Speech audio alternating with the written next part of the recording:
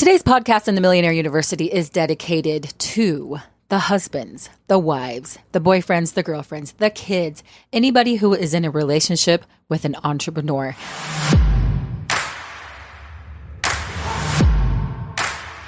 I have been married to an entrepreneur for almost 20 years. And I want to share 20 tips that have helped Justin and I to not just survive, which, sometimes we've been in survival, but to actually thrive. Because being married to an entrepreneur is a ride. I like to say it's like being married on steroids. It's got some amazing highs and sometimes some lows. And how do you survive both of those? Now, I know not everyone is married to an entrepreneur, but that's the experience I've had. So I'm going to speak to that, but feel free to put these tips into the context that currently fit your life. Okay, tip number 1. You are married to someone who is really good at big picture, big vision, big ideas. So for example, we are traveling right now. If I was walking down an unknown alleyway and somebody was coming at me to attack me and my children, Justin would be killer in that situation. There's a big idea, big drama, big emotion, big situation. He knows how to handle controversy. He loves the big situations. But you know where he really struggles? In the little things. If there were 2 scenarios that I were to give Justin, I would tell you which one he would kill it in and the other one which he would struggle. Number 1, he would do really well if someone were about to attack me or say something verbally mean to me or attack our family or something was going to come at us and hurt us or there's some high drama situation. He would be able to handle that with ease and he'd actually enjoy it. You put these big visionary thinkers into big situations and they thrive. But throw them into the daily family life of the mundane little details that come in and out of your everyday living situation. Sometimes they really struggle and flounder and almost feel like they are drowning. So Justin might have this ability to create $1 billion company, but if you have him sit down and work on homework or jobs with his kids, he fritzes out and doesn't quite know how to handle it. He's really good at big picture, big things, but little details every single day, he really struggles. I'd much rather throw him where there's this big life-threatening situation than to have him fill out some paperwork or go shopping at the grocery store or deal with angsty teenagers who are tired and are complaining about the food on our vacation. This is an important thing to understand when you're in a personal relationship with someone who's really good at big ideas, but sometimes really struggles at the small day-to-day things. Because you will watch your person go and do these incredible big things in front of these big groups and audiences, take these big risks, but then see them really struggle in very simple little things that to you are like, really? Like, is this really bothering you right now? How are we not dealing with this well? And you can really get in your head about that. Oh man, they're putting all their time and energy over here and all these other people get the best treatment and then sometimes they can't even deal with the little things and you might feel like the little things that you deal well with aren't as big of a deal. It's been important for me to understand this because it helps me to know where to, in a way, put Justin where he will succeed and where he will thrive. That doesn't mean I handle everything at home and he handles all these other things. It means I try to put him in situations where he's the most successful. And obviously he's trying to do that as well. And I try to handle the things that I'm a little better with. So sometimes there's conflict because I'm like, I'm handling the simple day-to-day things well. Those things are really easy for me. Where I struggle with some of these big risk items that he likes to take on, but he's so good at those. So if I know and acknowledge that he has a strength here and I have a strength here, then we can kind of put ourselves in situations that allow us to be more successful. It also allows me to be really appreciative of who he is and not get annoyed in the day-to-day things that I'm like, really? Can you not handle this? Why is this not working well? So for example, we're traveling, we're on vacation, and there are a lot of little details. Every 4 to 5 days, we are moving to a new location, a new home, a new space, which means for me, there are a lot of little details that I need to handle and deal with to make sure that goes well with a family of 5 and all of their belongings in a suitcase, traveling from place to place, country to country, while doing homeschool, while running a business, while having an enjoyable time on this trip. So I do well with those details. I like planning things out, where we're going to go, how it's going to happen, what we're going to do. So we'll go to a new place and the family asks me, where are we going? What's the login for the internet? What's the code to get in the house? What's the code to get in the door? And sometimes I get in my head and I get bothered like, how does Justin not know these little details? Why is he forgetting this all the time? Why does he keep asking me all these questions? But then he can hop on a call and have this big, huge vision. And I'm like, dang, that's so cool. He has such great ideas. And he can kill it on these podcasts and these advice that he gives and the things that he teaches. And it's easy to get frustrated and think, Okay, why can he be so good over there but not be so good here? And then before you know it, you're distant, you're bothered, you're at each other's throat, you're disconnected, and you're not even enjoying this epic vacation that your family's on, right? And so it's really helpful to know this is his strength, this is my strength. How do we help those to work together? How do we also have some of this area where I'm kind of in his space and he's kind of in mine? Because I'm not just going to take the whole family situation and handle it myself, and he's not going to take the whole business situation, but we play to our strengths, and in the places where we overlap, we do our very best. We literally had a conversation this morning while we were on a morning beach run in Waikiki about how frustrated he is with the kids and how they're not grateful for the food that we have for them. And in my mind, I'm going, that really is no big deal. This is so easy. Like, to me, I expect teenagers to act a certain way. And sometimes Fritz is going, how are they not handling this? Why is this not this? And when he can handle something so big and so scary for a lot of the world, but some of these smaller details he just is fritzing on. And so it's really, really helpful to know and understand their brains work differently sometimes, their minds work differently, and to be patient with that and be teachable on both ends. They're going to teach you a ton, you're going to teach them a ton, and you're going to take your strengths and weaknesses and create something really cool. Okay, tip number 2.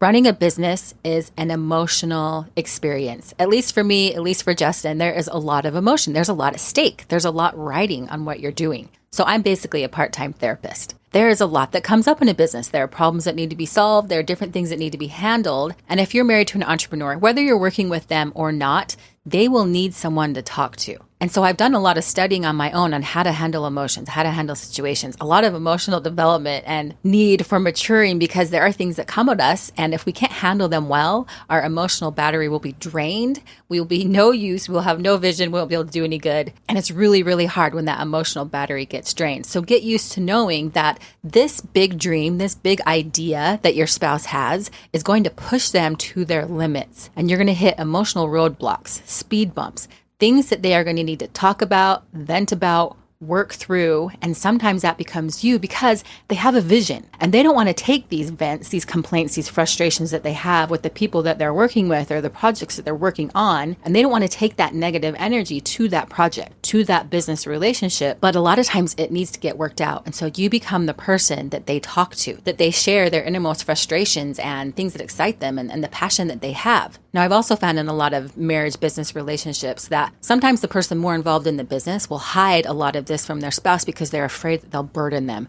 They're already burdening their spouse because they're taking this risk and they're risking their finances and they're taking more time away from the family, and they hold all of this emotional burden inside of them because they just don't want to burden their spouse, that they already feel like they've overburdened with this new startup or this new business idea or this business that's been going on for a long time. This is also a place you don't want to be because at some point it's going to come out. It's going to explode. You're going to get that volcano that just needs to be expressed. So just know and understand that they are pushing themselves to their limits, their personal limits. And sometimes it's really balanced and simple and chill and really exciting. And other times they're really pushing and they need someone to talk to who they can just kind of fall apart with, because they are the person who is holding everything together for the whole company. Because a lot of people who are working for a business owner are believing in the business owner's vision. They're leaning on the business owner to provide that excitement, that energy, the ideas, the passion, that movement that's constantly going forward. And sometimes that puts a lot of pressure on the business owner to show up in the right way every single day. And guess what? They're human.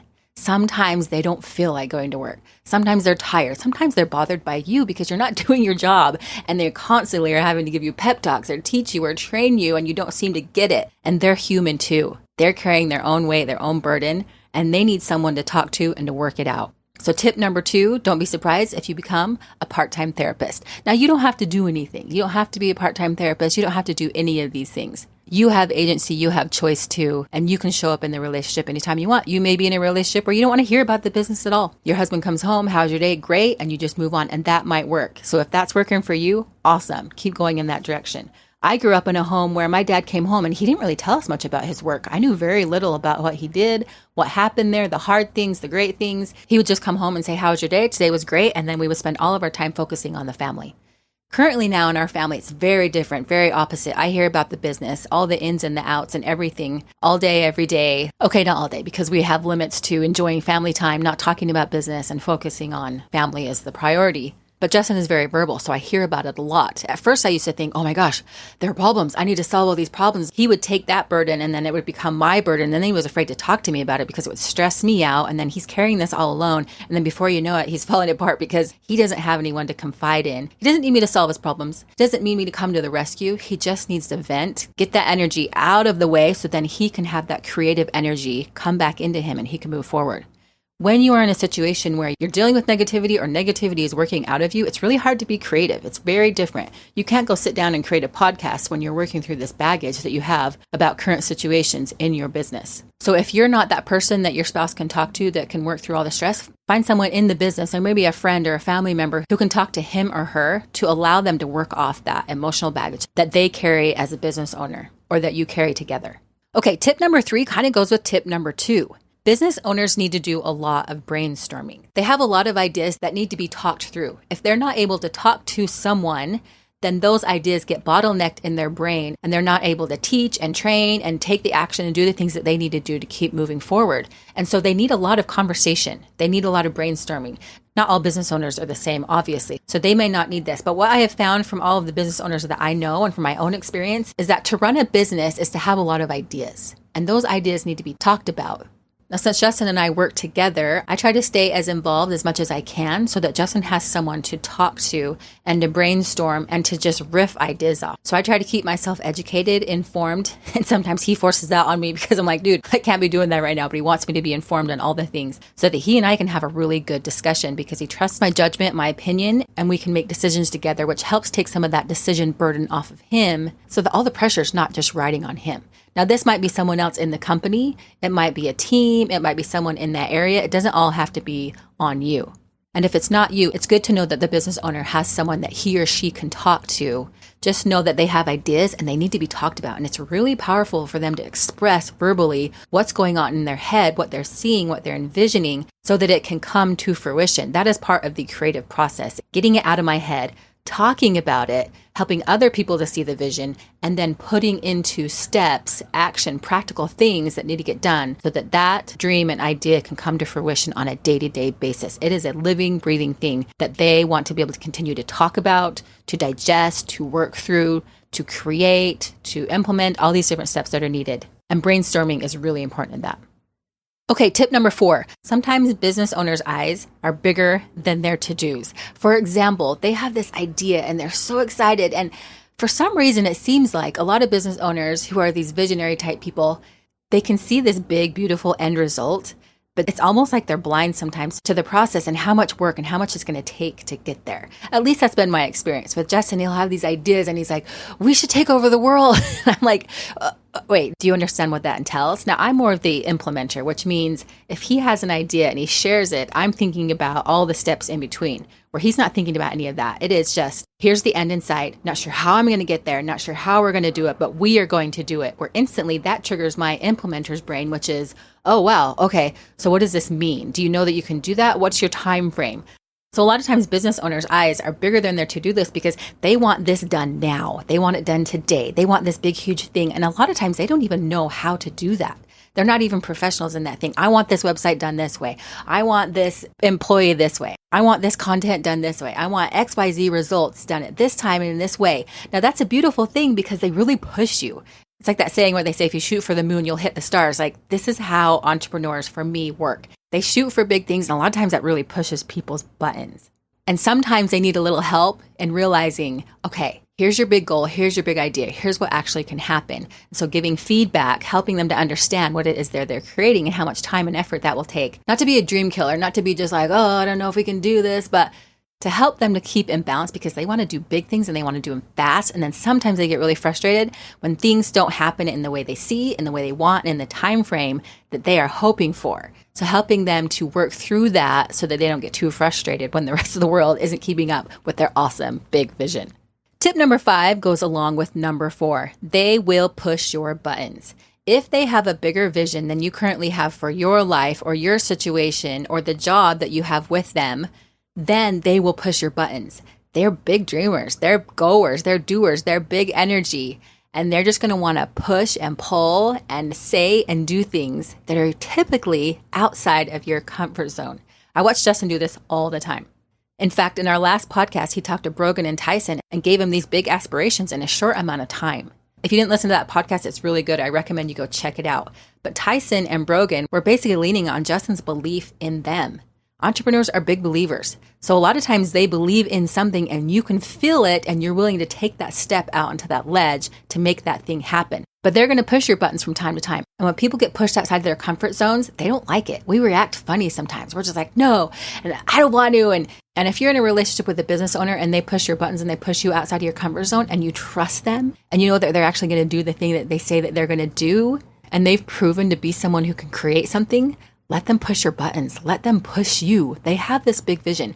Belief is insanely powerful in life. If you believe in something, it gets going. So allow that person to push your buttons. Allow them to expose the things in you that you're afraid of, the things that you know you don't want to do and aren't willing to do, but deep down inside, you really do want to do it. Let them push you out of your comfort zone. You will not regret it.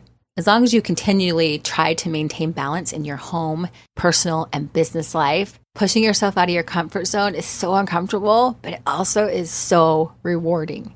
And being in a relationship with someone who dreams big and has goals and is willing to put some work behind it, whether it's small, whether it's big, is really what builds confidence and experience and makes life really exciting. So let them push you and push them back. Tip number 6, as we talked about, they are believers in life, in what's possible, what you can do, what you can achieve. And the really, really cool thing about being married to someone like that is that not only will they believe in themselves and their dreams and their vision, is they'll believe in you. They're big believers in people. They are people builders. They will find people who don't believe in themselves and they can seize a skill set in there or an ability or a desire, and they will pull that out of you. It is one of my absolute favorite things about Justin. There have been times where he has believed in me way more than I believed in myself. And there have been times when I believed in him way more than he has believed in himself, because I'm also a believer in the cool possibilities of life. One of my favorite things that I've watched over these 20 years in Justin is his ability to believe in people. Time and time and time again, people have come to him and said, how did you do this? How do I get here? I want this. I want to be here. I see that you're doing this. How did you get there? How did you do that? And he believes in them and he can talk them through it and he can help them see and actually get where they want to get. Most people come to him and say, I want this, but I can't because of XYZ. And they may not say it that bluntly or that boldly, but it's essentially what they're saying. Oh, Justin, that worked for you because of this. And he says, no, it is not true. It works for everyone. Let me help you see. Let me show you why. He helps people see what they want. And what's crazy is a lot of times he doesn't really care what they want. He just wants to help them get to where they want to go so that they can realize life is their game, like he talks about. What are you willing to do? What are you willing to learn? Get out there and go create it. And it's pretty amazing to have someone in your corner who is a believer in you, because he'll believe in you, he'll believe in your kids, he'll believe in your siblings, he'll believe in your parents. It's like, I always get emotional on this dang podcast. I can see conversation after conversation of Justin talking to my family, to my kids, to his family, to strangers, to people we've worked with, and has helped them see themselves time and time again in a way that they want to see themselves, and they take the action and they go forward. So if you are in a relationship with a believer, congratulations, man. They believe and they'll believe in you. And that's a pretty cool thing. Tip number 7, you married someone who likes to solve problems. That's what business owners do. They get paid to solve problems. The bigger the problem, the bigger the paycheck, has been my experience. Now, those who think that running a business is not solving problems, well, here's a wake-up call. You're married to someone who likes to solve problems. Therefore, sometimes they might want to solve your problems, even when you don't want them solved. And sometimes they get really frustrated when they can't solve other people's problems. So as we were talking about, they're big believers in people. Like, they can see that this person standing in front of them wants to achieve something financially in their life. And they know that that person can do it if they were just willing to do certain things for a certain amount of time consistently. They would get their goals, but they can also see what they're avoiding. And to them, it's pretty obvious a lot of times what someone is avoiding, what they're not doing. And they get really frustrated sometimes when it's so clear to them and so hard to see for someone else. So when you're married to someone who every single day of their life is solving problems and they can't solve a problem, they can't force a problem to be solved, especially when it's someone else's responsibility, sometimes they get a little frustrated. And as we talked about, some of that part-time therapy might come with them being frustrated that not other people want to solve problems in the way that they want to solve them, at the speed to which they want to solve them, to the degree to which they like to solve problems. So I love being married to a problem solver. But also I get to deal with some frustration when he can't solve problems or he can't force other people to solve their own problems and he has to deal with them. I would never do that. I would never have that situation. It's funny talking about all these things because I'm like, man, a lot of the things that Justin does, I do as well, but also some of the things that he really struggles with, I'm really good at. And it kind of flops for the both of us. It's pretty incredible to experience life and to be married and to have kids and to also run a business with another human being. It's like there's so many experiences Justin and I have been through together, which is probably why I cry almost every single episode, because it really reaches my heart of like our life, our daily life living together on this planet with our 3 kids and exploring the world and creating something and sharing our voices. It's a wild ride and I wouldn't have it any other way. Tip number 8. Okay, so you're married to an entrepreneur. Chances are you're also married to someone who's a bit of a salesperson. You know what I'm talking about? Like they're good at taking their vision and their ideas and selling you on it. So over the years, I've noticed Justin's techniques for introducing ideas or projects or businesses or whatever it is. If it's personal, if it's business, I have learned that I'm married to someone who's going to try to sell me on that idea and then most likely talk me in to doing a lot of the work with them on it. And so I've learned some of his sales strategies. Man, Justin has talked me into so many things. He's gotten better and better at doing it over the years. And we've gotten more in line with the things that we want to do and the things that we want to create and the lifestyle that we want to live together. So that's cool. But at the beginning, man, he really had to sell me hard on some things.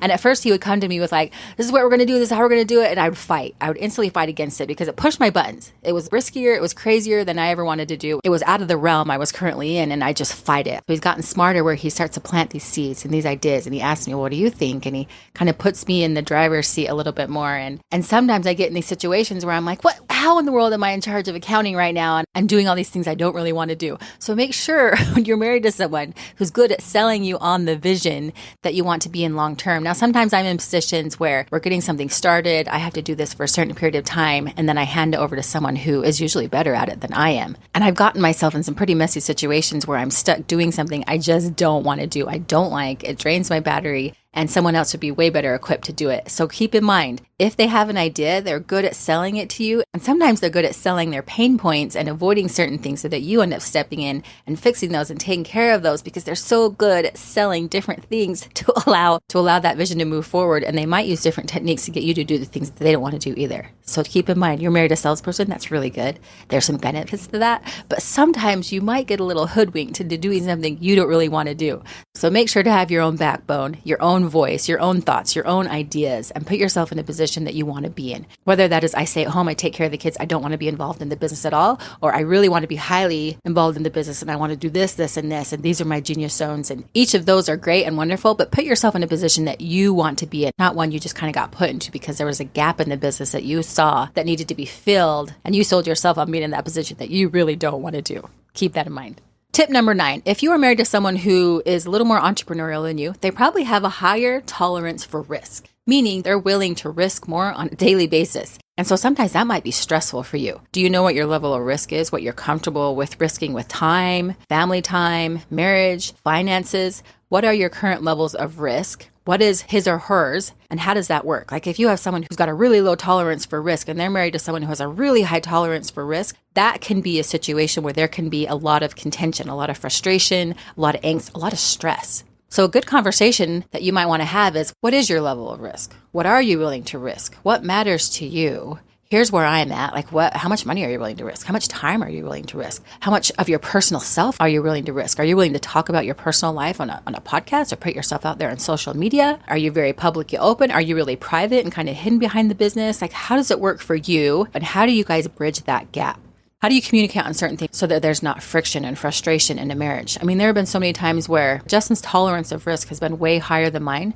So he'll take these big risks. And when those don't go well and we haven't talked about it and we're not matched on that enough, I'll get really mad and frustrated. And those have been sources of contention for us because it's not something we communicated very well on. Therefore, he took the risk. I didn't support it. I didn't want it. And then for years, I'm talking to him about that one time that he made that mistake and it cost us all this money. That's not a good situation to be in. You don't want to be that person. He doesn't want to be that person. And you don't want to be dealing with that contention. What are the risks you're willing to take? How do you want to support them in taking risks? Are you willing to face some of your fears? Because sometimes the risks that you take are really needed. They're really important. Pretty much all the risks that Justin and I have taken have been needed risks that I would not have taken probably on my own. And so it's an interesting thing to hear someone say, I want to do this, and you be able to decipher between, is that a good idea or am I just scared? And honestly, there are all kinds of risks that we could take right now, but we just don't want to because they'll drain your energy, your emotional battery. They'll take too much out of the marriage, out of the home, out of the family, out of the business. So we've gotten better and better at taking calculated risks.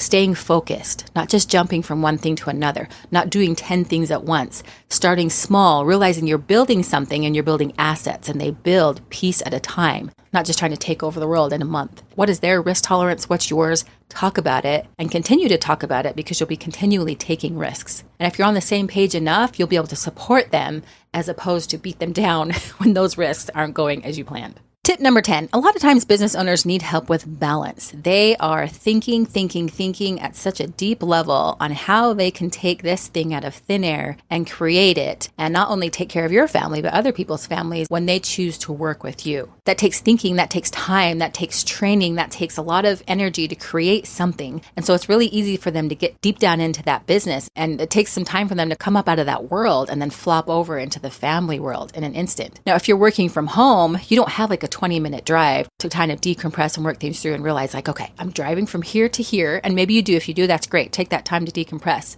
But you may be walking outside of your bedroom and walking to the next room and there's your family right there. Are you able to make that transition and be present and have that balance to where you're not sitting at dinner zoned out thinking about how the sales funnel is going to work while your family's having this really fun conversation about something and then you interject with this random thing that everybody's like, wait, what? Where have you been? Or you snap easily and you're frustrated because you got so much on your plate that you don't know how to transition and then you feel guilty because you're not there and you're not present. So sometimes entrepreneurs need help with balance, and sometimes you need help with your own balance because you'll give a lot to them to help them carry the burden that they're carrying. So learn, study, understand balance. What works for you? What's unique to your family and your situation? What do you need? And how can you both find balance in your own life? Tip number 10 goes along with tip number 11, which is do not sacrifice yourself to the business. There will always be plenty to do in the business.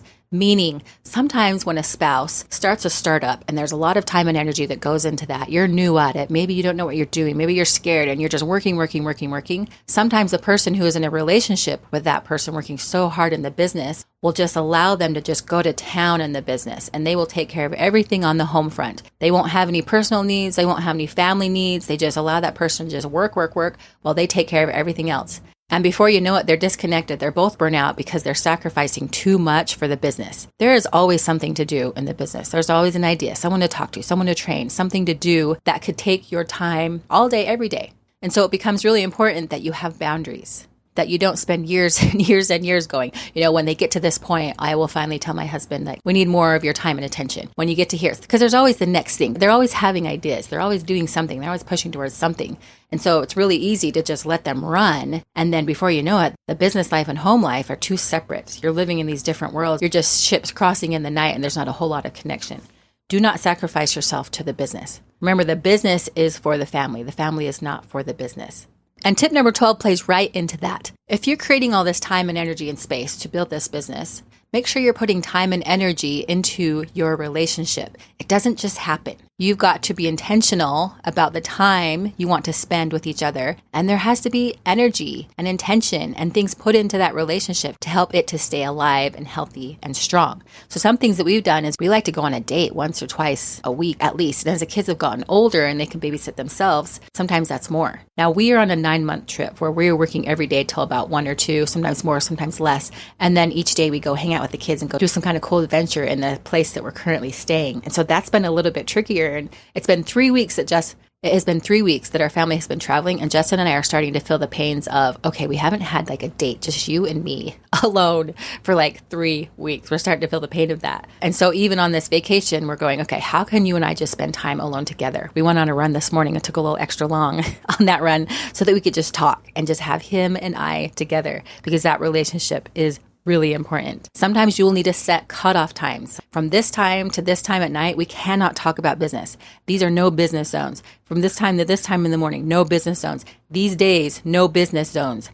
Sometimes when you're married to someone who can be a little obsessive about their business and you just get burnt out of hearing about it, you don't want to talk about it. You want to talk about your relationship. You want to talk about anything else. You're interested in other things. You may not be as interested in business as they are. And you need to feed your interests and talk about those things and the things that make you feel alive and connect with that person. So there may be times where you need to have cutoff times.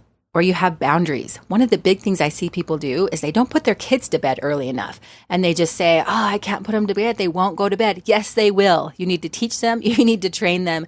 Read books, read podcasts, get professional help. Get your kids to bed at a good time, especially while they're young, and you can do that. And then when they're teenagers, also protect your time at night where you guys have one-on-one time together. That is something you can completely protect, something you can do. There may be rare situations where that doesn't happen very well, and there may be a moment where you can't protect that time. But what I have found is that when people do not protect their time, especially their evening time, because that's usually the best time when adults can hang out, if they don't put their kids to bed at a good time and they're up late, it really is a huge weight and burden on their marriage, because then they never get that time and they're always exhausted. Kids are up later, which means they're dealing with kids later, which means they're more tired the next day, which means they don't have any time and energy for each other. So protect your marriage, protect your space, be intentional about it, have cutoff times as needed, go on dates every single week, continue to build your friendship, the romantic relationship, enjoy that relationship. It's the best, most rewarding, most exciting, fun relationship you'll ever have. But it will kick you in the face if you don't take care of it and protect it. At least that's been my experience. Life is hard when you're not in a good space with your spouse, but when you're in a good space with that person, life is good. It's crazy how powerful that is. Now, yes, you are responsible for your own happiness. That is not the responsibility of the person that you are married to. It is not their job to make you happy, to solve all your problems, to fix everything. But it can sure be amazing to do life with someone who wants to be with you, who likes you, who you can have a good time with, and you guys build that into something that you really enjoy. That is one of the coolest things I've experienced in life, is a good marriage. Okay, tip 13. It might be a good idea to set up different responsibilities that you guys are in charge of in your family household or in your business. For example, I grew up and my dad was in charge of, taking care of the cars and mowing the lawn and fixing things and figuring out technology. And my mom and my parents both worked, but my mom would do more of the cooking and the cleaning, make sure all our appointments, making sure we were good, talking to us. And so they had these different role responsibilities, right? So when I got married, I thought for sure that Justin would follow those same role responsibilities. But that's definitely wrong. And it caused some frustration because I'm like, you're the man. You're supposed to be doing this thing. We never actually sat down and said, okay, I'm good at this, you're good at that, I'm willing to do this, you're willing to do that. We both don't want to do these. Who's going to do these? So if you can sit down and separate your roles and know who's going to do what, it'll save a lot of time, frustration, and friction in the marriage. And those responsibilities can change and evolve over time. Your kids are changing and getting older. You're changing and getting older. You'll continue to have conversations about who's responsible for what at home and in the business. And that will allow you guys to be in your lanes, to work in your lanes, to be able to move forward, make the decisions that you need to make, handle things, take care of things, organize things so that the family and the business life are running smoothly. But just sitting down and having a simple conversation about, okay, who's on top of this? Who's in charge of this? Okay, you do this. I've got this. Very simple, but very, very helpful. Okay, tip number 14. Being married to an entrepreneur can be a little bit lonely if you don't quite know how to deal with it. Now, if you're married to someone who is working really hard and putting a lot of time and energy into growing a business, sometimes they're distracted. Sometimes they're gone. Sometimes they're busy. So that allows you to have a lot of independence. For example, we're traveling all over the world. There have been many times where I am driving the car, figuring out where we're going on an airplane. Justin's working on a podcast, and I have to be able to handle all of the family things while he's handling all the business things. And so sometimes it's been a little bit lonely because sometimes that person's distracted, or sometimes they have all these big ideas and dreams and visions and things that you may not necessarily have, and they want to talk about it all the time. And you want to support them, you want to help them, you want to love them. Sometimes they forget to look around and go, oh, what's going on in this world? How are you guys doing? What's going on for you guys? What can I do? And so you learn to stand on your own 2 feet. You learn how to communicate what you need. You have your own thoughts, your own ideas, and you learn how to meet your own needs. And I mean that in a healthy way. I used to think before I got married that my spouse was there to fulfill all my hopes and desires and dreams and all the voids that I had in myself. That's not true. That's my job. That's my responsibility. My inner world is what creates my outer world, and I can't put that on someone else. And for many years, I did put that on Justin, and for many years, he put it on me, and we still do it imperfectly. But we have gotten happier, more comfortable, more confident in our own selves when we realize our happiness, our confidence, our goodness with life has to deal with us dealing with our own selves. The better I am at being good with Tara, at being alone with Tara, at being Tara, the better I show up in my marriage. So Justin is not there to fix me. He's not there to solve all my problems, to fill all my voids. He's there to experience life with me, with another imperfect person who's going to show up imperfectly and be in a relationship that will expose a lot of my weaknesses and has and will continue to do so. And so learning how to be good with that, learning how to handle that, learning how to be with someone who's different than you, functions different than you, sleeps different than you, has different work stamina than you. Can you be good in your own skin while they're in their own skin and enjoy doing life together? So if you're feeling lonely, it's time to develop your own self and begin communicating with your partner so that you can still maintain that connection. Here's who I am. Here's my heart. Here's where I'm going. I want to go there with you, but not to put this pressure on. You need to be this person for me and you're not, and you're busy and I'm so mad at you. So you don't put all that pressure and burden of your life on them, but you share your life with them and you're brave enough and willing to share who you are, and you do day-to-day life together. You have all these experiences together, but you don't put that pressure on them to fix you or to put things on them that don't belong on them, but to learn to be good with yourself. And that goes along with tip 15. Keep learning.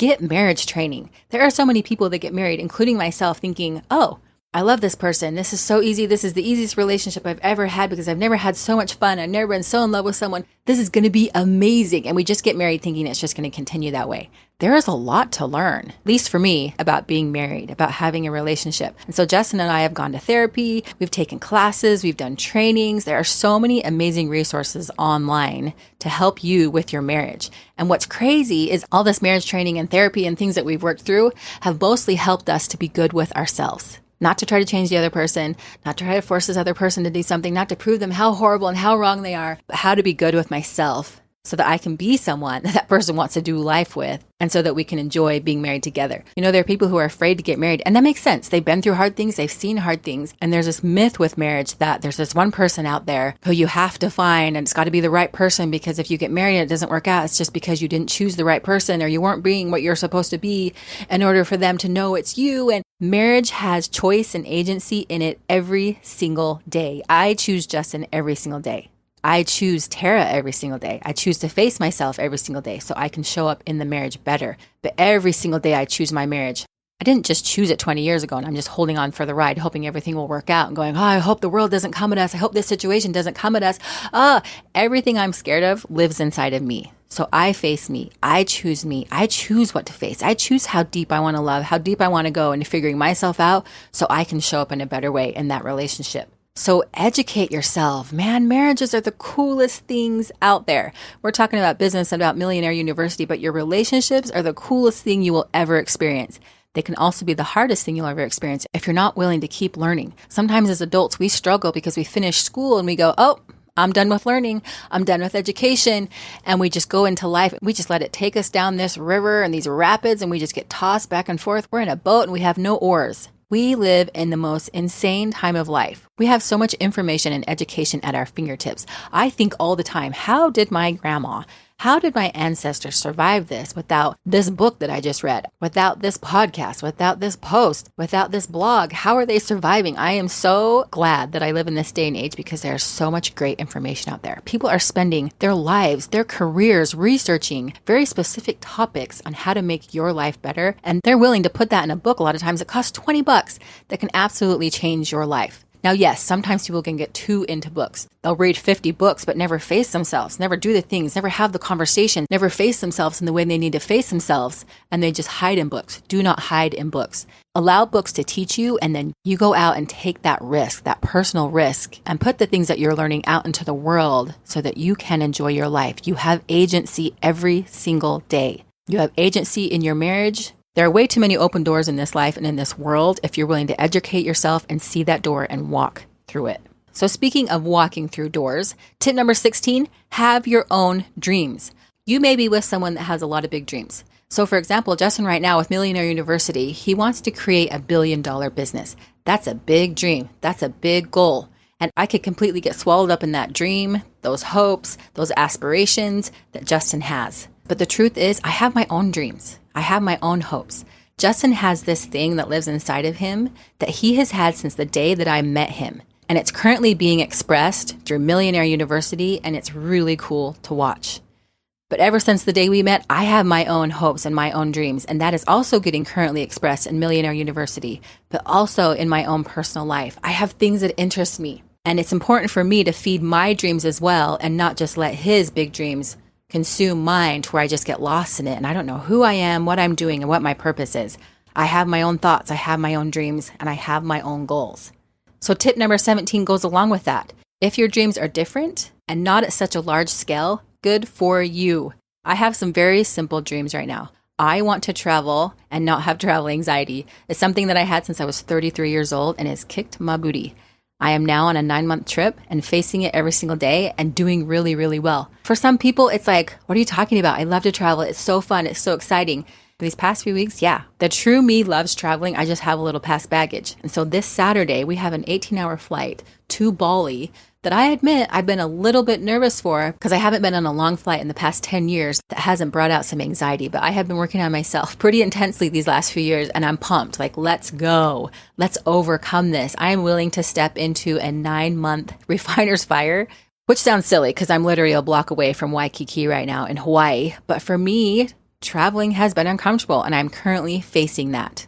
I want to be at peace with certain things. I want to love people better in certain situations. There are certain relationships that have been really hard for me for a long time that I'm trying to face. I may not want to take over the world in certain situations, but I want to take over my own. I want to show up in life in certain ways that are important to me.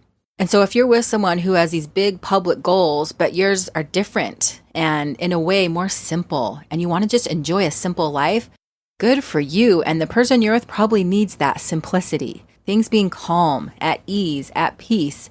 Never be ashamed or embarrassed of the goals and dreams that you have, if they're bigger or smaller. Even to use those words of comparison is silly. Your dreams are important. They're valid. Put time and energy into those if you so choose. And if they're different than your spouse's, good for you. Believe in them, be good with them, say them out loud, and go for them. Tip number 18 is to appreciate them and let them appreciate you. You're both working hard. You're both pushing yourselves outside of your comfort zone in the home, in the business world. You're both doing the best that you can to take care of each other. I have found that the cool thing about working with your spouse is that Justin and I both live in the business world. So we both really appreciate each other and what happens there and the time and effort and how hard it is to create something and what we've done and what we sacrificed to do those things. So we appreciate each other there. And we're both also very involved in our family. So we both appreciate each other in that world. I have found sometimes, which is a bit of a challenge, is when you don't understand your spouse's world and they don't understand yours, it's hard to appreciate each other. So if you can try to understand and appreciate their world a little bit, and you show appreciation for them, even if they're out of balance, even if they're slightly obsessed, even if you're so tired of hearing about it, you can still communicate and express those boundaries, but also show appreciation for them. It's huge because they're pushing themselves. They're working hard. They care about you. They want to take care of you. They want to take care of their family. They want to take care of themselves. They want to help others. They want to achieve things. They want to do things. A little appreciation goes a long way for both of you. So let them appreciate you. And if they're not very good at it, let them know. I see you're working really hard over here. I appreciate you for this, this, and this. But look what I've done today. Aren't you lucky to be married to someone so awesome? Like, look what I did today. And it might be different than you. And it might not seem like it's changing the world, but it's changing our family world. And it matters. Let them appreciate you. I find a lot of times in relationships, there are little things that bother us. And we don't want to hurt the person's feelings. And so we just keep that inside of us. What's tricky about that is that if there's this frustration inside of us and we don't talk about it, it comes out all the time. It's like it stays inside of our heart and mind, and it's all we can see. And before we know it, we're critiquing them all the time. We're annoyed at them all the time, and we're focusing on all the negative, and they can feel it. They don't feel appreciation and love coming from you. And so then they start acting funny, and they respond with the same thing. And before you know it, you're both are like, I'm mad at you, and I don't even know how or why. And so appreciation also means you have to be brave and honest with talking about the things that bother you. It takes a lot of courage to say, hey, I'm in a relationship with you and it's hard because of this, this, and this. And the better you get at expressing that and the better you get at not reacting to that, but responding to that in healthy ways, the more calm your relationship goes. And if there are certain areas where that you struggle, man, take 2 seconds and Google, how do I overcome this in my marriage? What's a good book to read? Who's someone I can talk to? There are so many amazing people out there ready and willing to help you with so many things in life. Take advantage of that. Learn how to be good with yourself so you can be good with someone else and just appreciate them for the life that you are doing together. Life amazes me. Every day that I wake up, one of the first things that I think is, wow, I'm alive. Like, I'm alive for another day. This is crazy. How am I alive right now? Like, I slept and lived through the whole night. Now, that might sound morbid, but it's not. I have this appreciation just for being alive.